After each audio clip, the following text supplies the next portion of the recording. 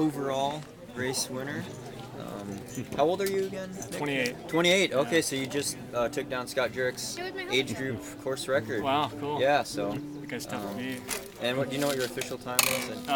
4:04. 4:04. Okay, so I think it was 4:10 with Scott Jurick's age group record. Cool. So great performance out there. How'd you feel? Fairly good.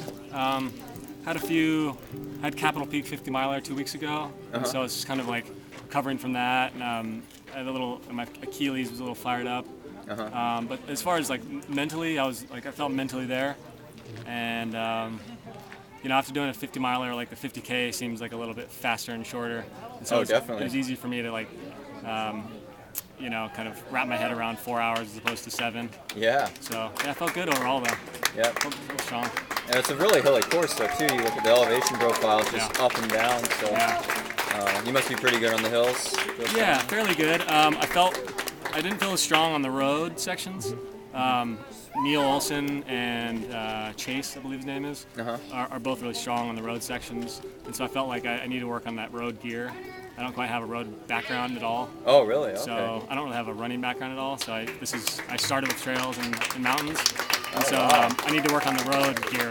Yeah. The fast, just kind of turnover. Oh, that makes it more impressive. And I see you're representing Animal Athletics. Yeah, there. Animal Athletics. It's a new business that my good friends Yassine DeBoon and Willie McBride started in Portland, Oregon.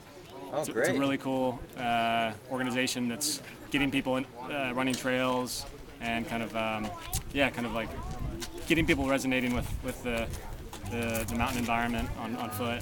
So cool. Yeah, I know Yassine. He's a great guy. Yeah, he is one of my good friends.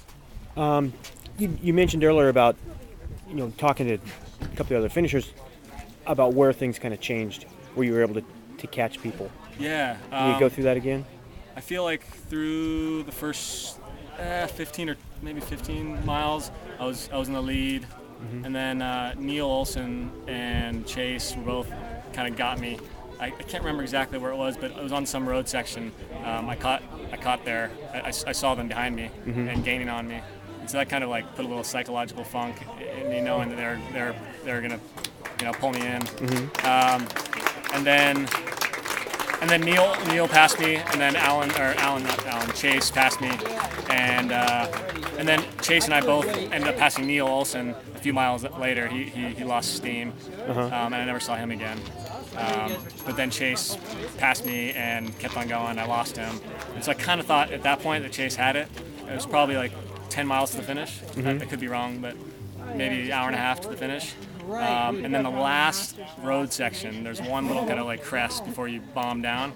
I saw him. I caught him running kind of quite slowly up the road, and so I just hit a gel and said like, this is my time. If I don't engage now, then it's not gonna happen. And I engaged, and it felt good. And I caught him. I rode his tail for a bit to give him a little psychological funk himself, and then passed him at the crest, and then just wingsuit status all the way back to the finish. As hard as I could, I'd never look back. Downhill was a nice way to finish. Yeah. Wow, quite a battle out there. Yeah, it was good. What do you have next planned on your calendar? In a couple weeks, I'm doing the Trail Factor 50K in Portland, Oregon. Oh, wow.